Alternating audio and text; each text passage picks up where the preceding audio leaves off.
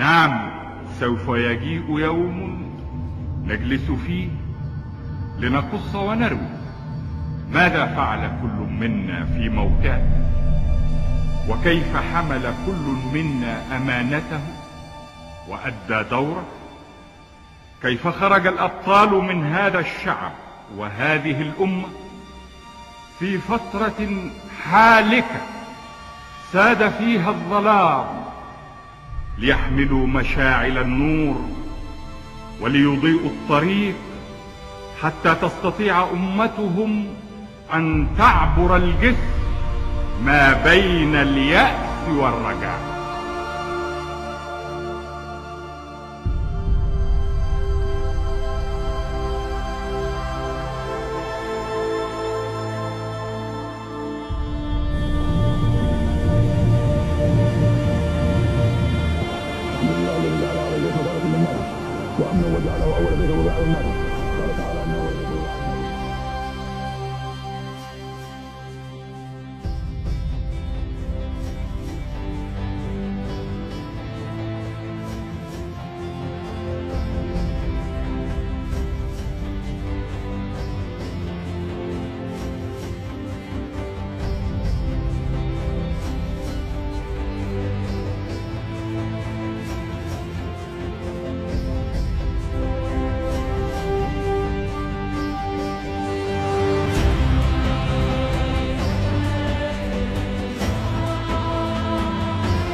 الملك سلمان كان يشغل إبان العدوان الثلاثي على مصر رئيسا للجنة التبرع لمنكوب محافظة السويس، ذلك في عام 1956.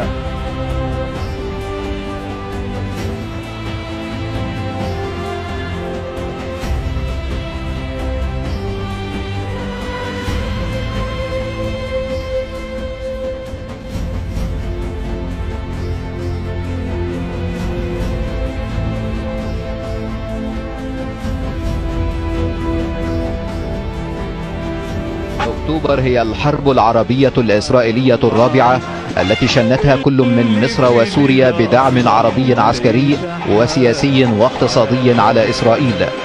السعودية والإمارات قطعتا النفط عن الدول التي تدعم إسرائيل. الكويت أرسلت قبل الحرب كتيبة مشاة كويتية، وبعد اندلاع الحرب قررت إرسال قوة حربية إلى الجبهة المصرية أسوة بما أرسلته إلى الجبهة السورية، كما أرسلت 5 طائرات هوكر هانتر من 8 طائرات تمتلكها، بالإضافة إلى طائرتي نقل من طراز سي 130 تحمل الذخيرة وقطع الغيار. لما صارت المعركة بين إخوتنا العرب وأعداهم الصهاينة، فتقدم الإخوة مكبرين الله سبحانه وتعالى بقولهم الله أكبر الله أكبر لا إله إلا الله، وصارت النتيجة أن اكتسحوا أعداهم ولله الحمد في منطقة القناة وفي مرتفعات الجولان من إخواننا في مصر وفي سوريا. كان يرأس الملك سلمان اللجنة الشعبية الخاصة بدعم المجهود الحربي في مصر بعد قيام الحرب مع إسرائيل خلال حكم الملك فيصل. في سنة 73 كان فيه عدوان على الجمهورية العربية المصرية. الشيخ زايد الله يرحمه بعث ابنها البكر وولي عهده في ذلك الوقت إلى الجبهة.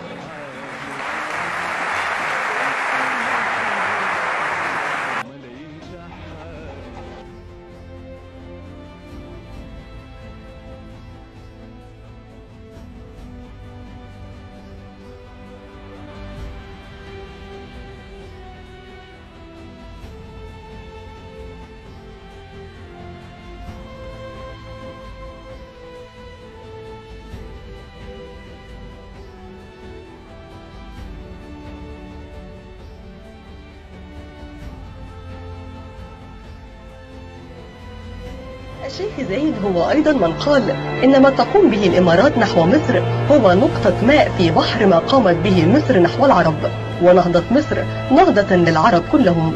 كما قال: أوصيت أبنائي بأن يكونوا دائما إلى جانب مصر، وهذه هي وصيتي أكررها لهم أمامكم، فهذا هو الطريق لتحقيق العزة للعرب كلهم. كان زايد دائم التحيز لمصر، حتى عندما قامت بعض الدول العربية بمقاطعة مصر بعد قمة بغداد بسبب اتفاقية كامب ديفيد لم يتخلى عن مصر، وقال مقولته الشهيرة: لا يمكن أن يكون للأمة العربية وجود دون مصر.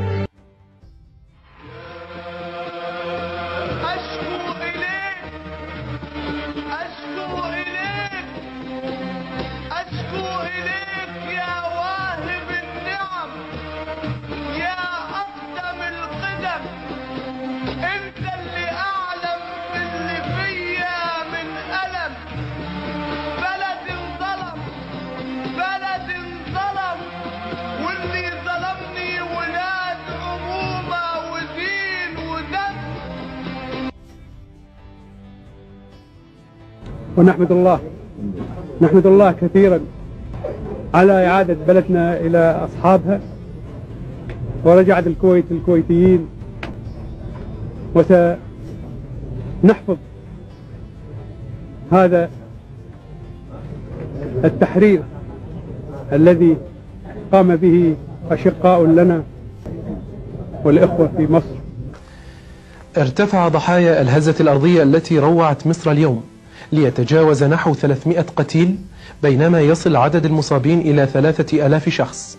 فإن الملك فهد بن عبد العزيز أوامره إلى لجنة جمع التبرعات برئاسة الأمير سلمان بن عبد العزيز بأن تتولى جمع تبرعات لضحايا الزلزال الذي أصاب مصر.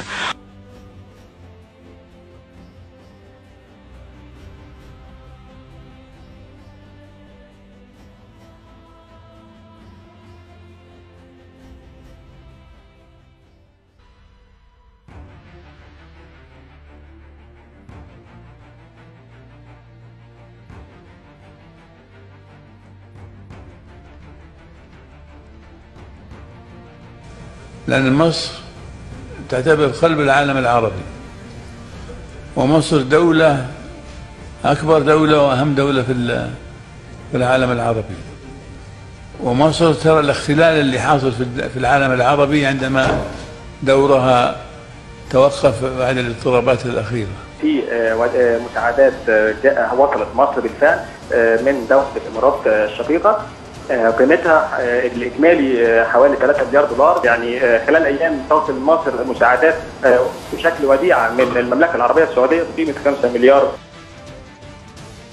يا سفير السعودية، يا سفير السعودية، طال عمرك طال عمرك طال عمرك طال عمرك. الكعبة مش ملك أمك، الكعبة مش ملك أمك. هنا بقى العريان يهاجم الإمارات، بيقول لهم إيه؟ كونوا ملوكا مع العرب بدلا من أن تكونوا عبيدا عند الفرس.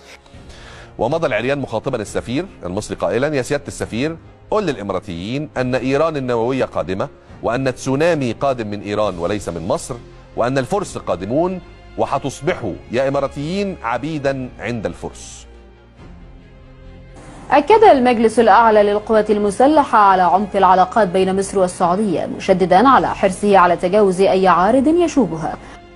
البيان أو التعليق بتاع أدمن المجلس العسكري أصلا عنوانه إلا السعودية، وبيبدأ بأنه بداية يجب أن لا يفهم العنوان خطأ، فإلا السعودية المقصود بها مملكة الأراضي المقدسة، أرض المشاعر، حاضنة بيت الله ومسجد الرسول عليه الصلاة والسلام.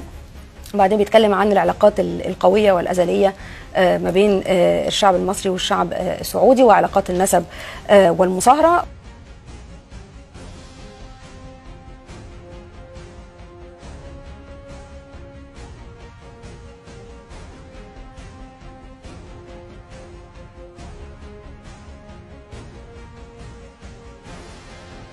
الشعب يريد عودة السفير، هكذا أكد المتظاهرون، وأكدوا أن العلاقة بين الشقيقتين الكبريين مصر والسعودية أقوى وأعمق. التضامن مع شعب الإمارات الشقيق ضد تصريحات العريان وجماعته.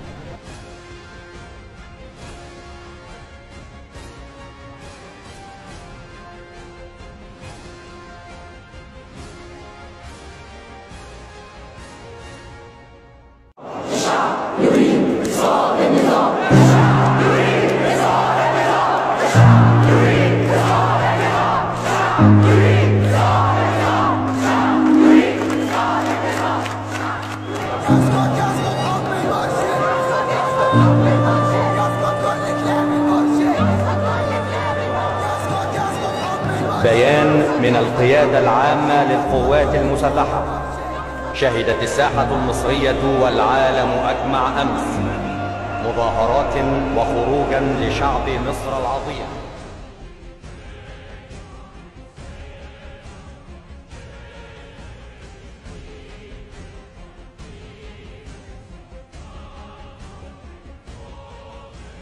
رأينا اعتقالات وتوقيف لمسؤولين من الإخوان المسلمين وداعمين للرئيس المرسي، والولايات المتحدة الأمريكية تستنكر بأشد العبارات الخطوات التي اتخذتها الحكومة المؤقتة في مصر.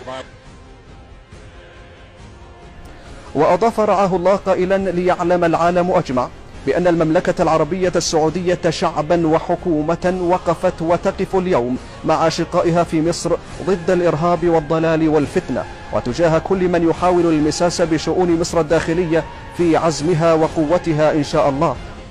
فإنها تحذر من التدخل في الشؤون الداخلية لمصر، وتدعو الجميع للكف عن إرباك مسيرتها نحو الاستقرار والديمقراطية. اليوم نحن في طليعة الداعمين للاستقرار لشقيقة مصر. أساس استقرار العالم العربي هو استقرار مصر. لا يمكن لنا إلا أن نكون فاعلين في تحقيق الاستقرار والتنمية لمصر العزيزة التي لها الفضل على جميع الدول العربية. فعدو مصر هو عدو الإمارات. وتؤكد مملكة البحرين رفضها التام لأي تدخل في شؤون مصر الداخلية. يا خادم الحرمين، يا رئيس الإمارات، يا أمير الكويت، يا رئيس البحرين، يا من شاركتم بالمليارات في هذه المسيرة الظالمة، ارجعوا إلى الله.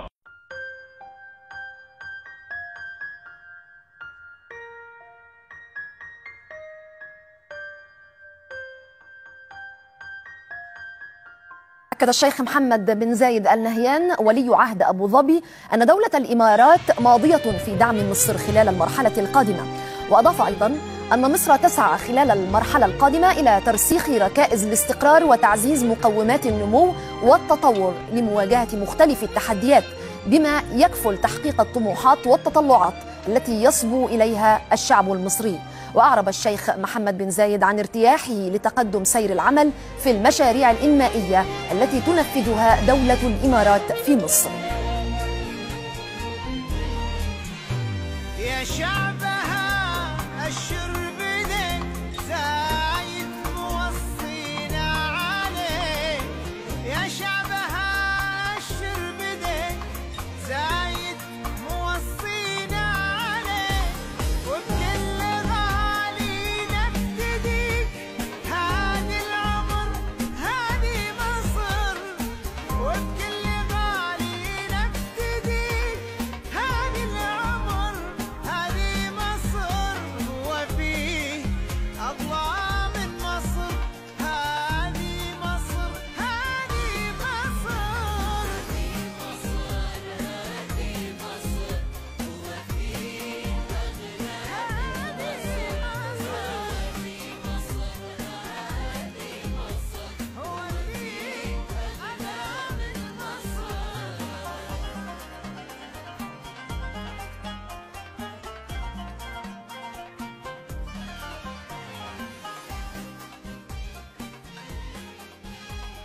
أن الإمارات هي التي اشترطت دعم الاقتصاد المصري عبر المؤسسة العسكرية. مصر بكبرها جت تنخاك، قلت ترقدي بين الحنايا الرحيبة. أهلا فوق الرئيس.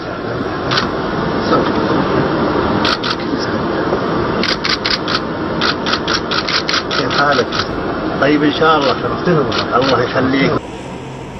على القاهرة حطت الطائرات السعودية حاملة المستشفيات الميدانية التي أمر بإرسالها خادم الحرمين الشريفين الملك عبد الله بن عبد العزيز. وكما أوضحت أيضا مصر لها أفضال عديدة على العالم العربي، وجاء الوقت الذي يعرف العالم بأسره أن المملكة العربية السعودية وخادم الحرمين الشريفين لا يمكن أن يتخلوا عن هذه الدولة العزيزة الشقيقة. قال سفير السعودي بالقاهرة أحمد قطان إن المملكة ستقدم لمصر 230 مليون دولار لتمويل 3 مشاريع تنموية إضافة إلى قروض ميسرة جديدة. هنروح مع حضراتكم إلى مجلس الوزراء، حيث شهد المهندس إبراهيم محلب رئيس مجلس الوزراء امبارح مراسم التوقيع النهائي على اتفاقيتين بقيمة إجمالية حوالي 100 مليون دولار أمريكي لتمويل مشروعي محطتي توليد كهرباء غرب دمياط والشباب، بالإضافة إلى اتفاق تمويلي بين الصندوق السعودي والهيئة العامة للبترول بقيمة 250 مليون دولار لتمويل الصادرات السعودية لمصر. وأراد الله سبحانه وتعالى أن تحمي هذه الثورة قواتكم المسلحة، وعلى رأسها فخامة الرئيس عبد الفتاح السيسي.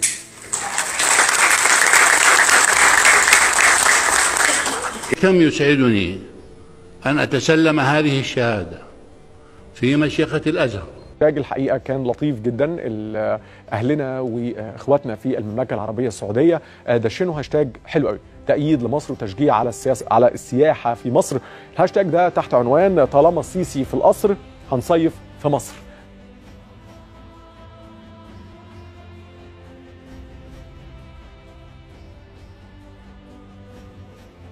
وكان في استقبال سيادته الأمير سلمان بن عبد العزيز آل سعود ولي العهد نائب رئيس مجلس الوزراء ووزير الدفاع، حيث اطمأن السيد الرئيس على صحة خادم الحرمين الشريفين، متمنيا له دوام الصحة والعافية وأن يحفظه الله من كل مكروه.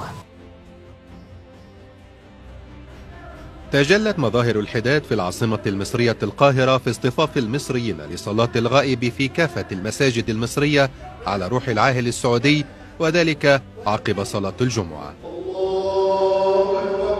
الرئاسة المصرية نعت الملك عبد الله وذكرت أن الشعب المصري لن ينسى المواقف التاريخية له تجاه مصر، والتي دعمها الملك الراحل سياسيا واقتصاديا، لا سيما بعد 30 من يونيو.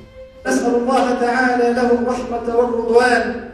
وفي الجامع الأزهر الذي أمر الراحل بترميمه كاملا بميزانية مفتوحة من السعودية، عبر المواطنون المصريون عن حزنهم لوفاة الملك عبد الله بن عبد العزيز. علاقتنا مع السعودية لا يمكن أن تنتهي وتدوم على طول، لأن احنا والسعودية لنا علاقات تاريخية قادمة منذ الأزل. أكتر واحد كان منحاز لجمهورية مصر العربية في أزمتها وفي رخائها، وإن شاء الله ما فيش أي تغيير، لأن احنا الشعب المصري هنا بيثق في هذه الدولة العظيمة.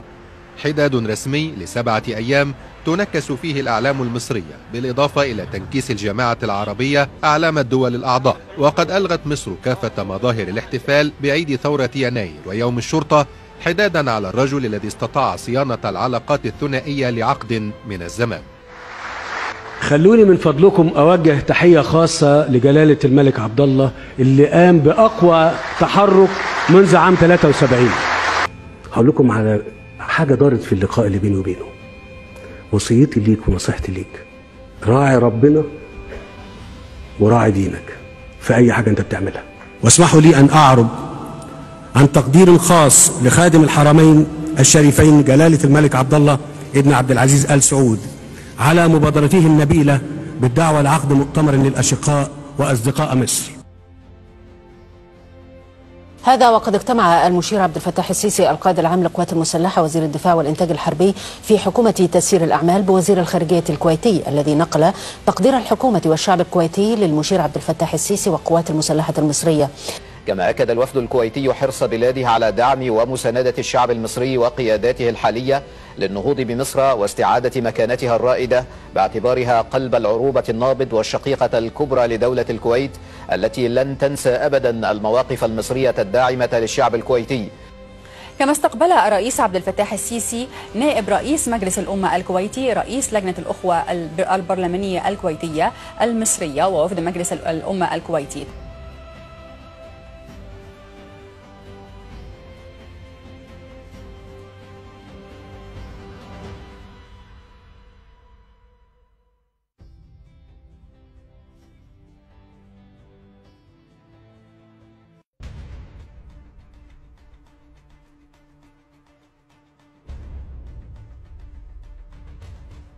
ان السيسي بينهب الخليج، وهو الهاشتاج اللي اطلقناه النهارده قبل بدايه هذه الحلقه.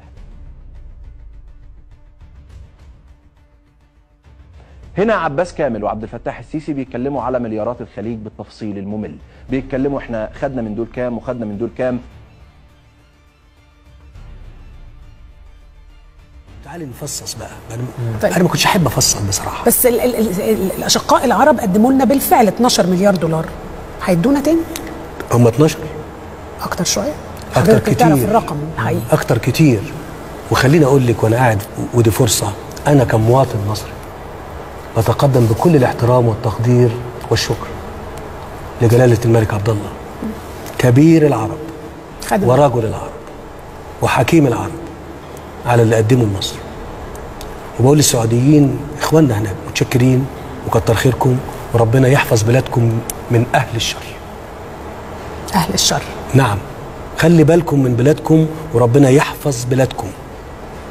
ليست السعوديه وحدها، لا خليني اكمل. انا اتكلمت في ده، اصل مش 12 ومش 15 ومش 20 يا استاذ لميس. ده دعم سياسي حضرتك تقصد بقى، مش بس لا انا بتكلم في فلوس بس. فلوس بس. نعم. الدعم الاماراتي من 25 يناير وحتى الان ده لم يتوقف وقوي جدا، واحد اهم اسباب مجابهه الاثار الصعبه اللي الاقتصاد المصري بيعاني منها.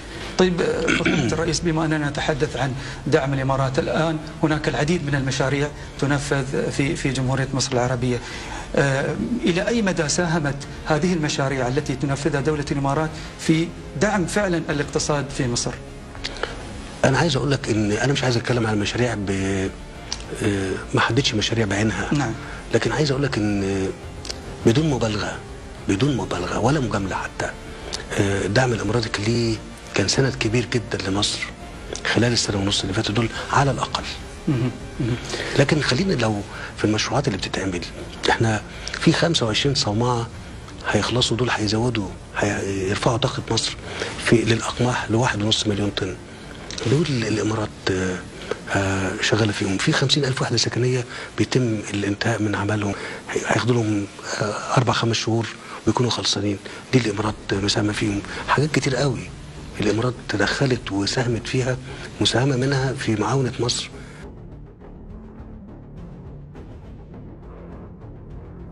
طب نقول إن هم وقفوا جنب مصر، مش جنب شخصية بعينها، عشان هم وقفوا جنب مصر، جنب مشروع يعني، جنب مصر الشقيقة. نعم. مصر نعم. كانت في أزمة وهم شافوها وشافوا شعب بيصنع تاريخه، فوقفوا جنبه، مفيش كلام.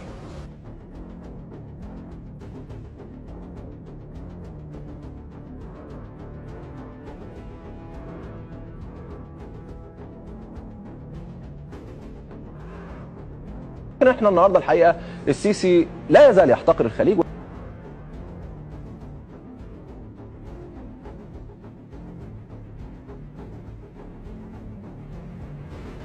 احنا مش هنستنى.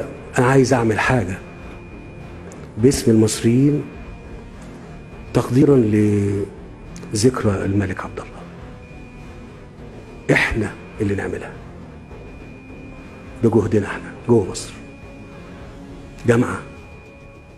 جامعه عايزين نعمل جامعه محترمه باسم الملك عبد الله في مصر. فريق صدقي نعملها. صلى الله يا فندم. نعملها فوق جبل الجلاله، تطل على الخليج وتقول مصر هنا.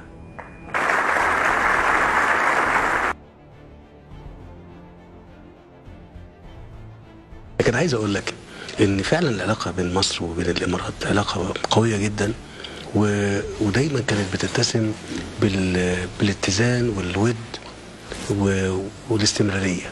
نعم. ده تاريخها من اول ما وضع حجر اساس العلاقات ديت المرحوم الشيخ زايد. نعم. ولسه كنت بتكلم في النقطه دي وبقول ان المواطن المصري البسيط يعني يجاوب على السؤال ده يمكن احسن مني، هو اللي يتكلم عن الامارات وعن الشيخ زايد وعن ابناء الشيخ زايد وعلى العلاقات القويه اللي بيننا وبين مصر وبين الامارات. نهاية البرنامج ودي فرصه ان انا اتوجه فيها يعني لأشقائنا في الإمارات، الشعب الإماراتي سمو الشيخ خليفة والأشقاء كلهم، الشيخ محمد، بكل التحية والتقدير والسلام. يعني فرصة أن أنا أقول لهم شكرا جزيلا. يعني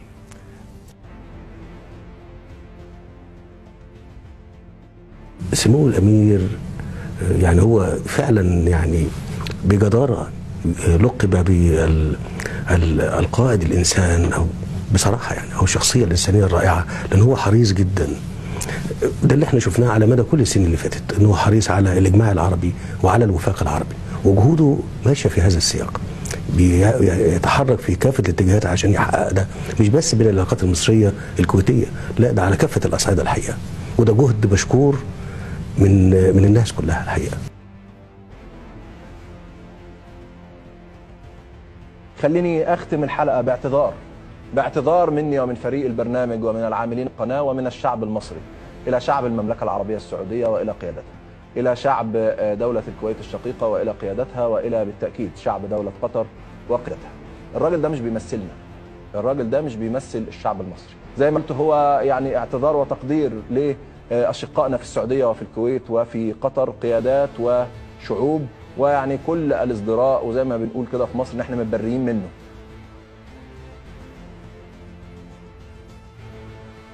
العلاقات السعودية المصرية أكبر من أي محاولة لتعكيرها، هذا ما أكده العاهل السعودي الملك سلمان في اتصال تلقاه من الرئيس المصري عبد الفتاح السيسي. العاهل السعودي أكد للسيسي أن موقف السعودية من مصر وأمنها واستقرارها ثابت لا يتغير، وأن ما يربط البلدين نموذج يحتذى في العلاقات الاستراتيجية. تأكيد العاهل السعودي على موقف بلاده جاء بالتزامن مع مواقف مشابهة أكدها عدد من زعماء الخليج تجاه الأوضاع على الساحة المصرية. ففي اتصال مماثل تلقاه الشيخ محمد بن زايد آل نهيان ولي عهد أبو ظبي، أكد الشيخ محمد على عمق العلاقات التاريخية والراسخة بين الإمارات ومصر، مضيفا أن أي محاولة فاشلة لن تؤثر على ما يربط البلدين من علاقات، مشددا على وقوف بلاده مع مصر قيادة وحكومة وشعبا. أمير الكويت الشيخ صباح الأحمد بدوره أعرب عن قوة العلاقات التاريخية التي تجمع بلاده ومصر، والتي لا تشوبها شائبة ولن يعكر أحد صفوها، مؤكدا موقف بلاده الثابت تجاه مصر الداعم لأمنها واستقرارها. في حين أكد ملك البحرين الملك حمد بن عيسى آل خليفة وقوف بلاده إلى جانب مصر، وأن البحرين تقدر مواقف مصر تجاهها وتجاه القضايا العربية. وذكرت صحف مصرية أن القادة الخليجيين أظهروا جزما في الاتصالات التي أجراها السيسي بأن محاولات دول وتنظيمات خلق توتر في العلاقات كتب لها الفشل في مهدها. بتاريخ 20 أغسطس 2013 التقرير اللي شفناه والتقرير اللي قرأناه في العربية هم فقط على كل يعني المواقع وعلى كل الصحف وعلى كل وكالات الأنباء، هم دول بس اللي بيتكلموا عن المساعدات اللي قدمها الملك الراحل عبد الله للشعب المصري في هذه الصورة من المساعدات الطبية. لا مواقع مصرية تحدثت ولا أي حد اتكلم، ومن الواضح أن اللي كان بيعلم بهذا الأمر فقط هم رجالات وقيادات القوات المسلحة.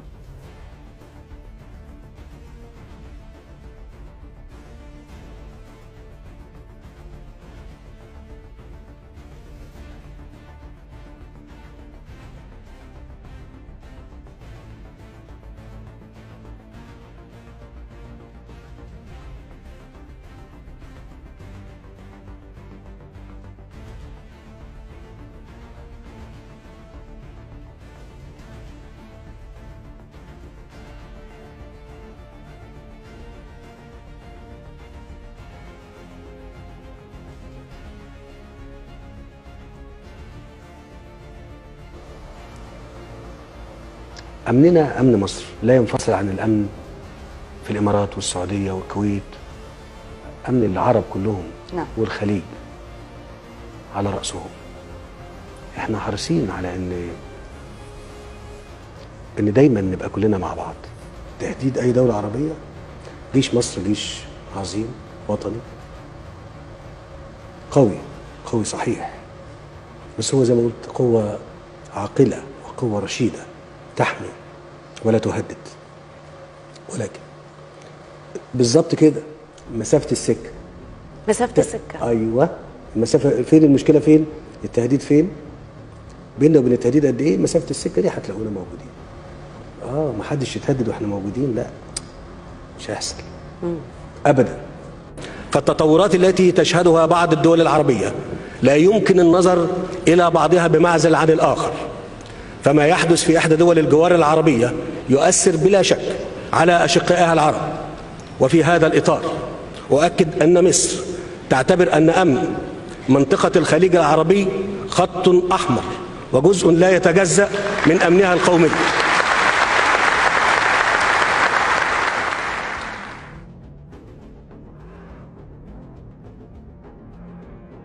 وانا عايز اقول لهم ان الشعب المصري شعب اصيل لا يمكن ينسى اللي بيقف جنبه، وكمان ما بينساش اللي بيقف ضده.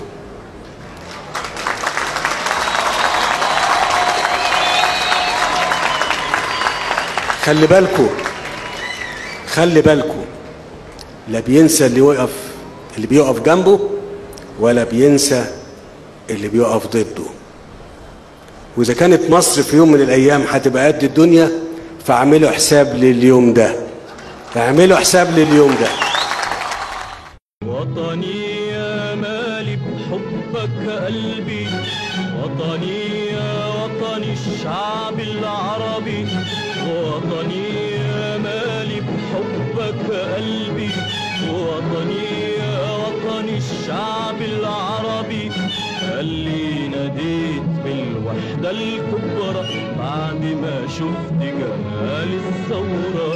انت كبير واكبر كتير من الوجود كله، من الخلود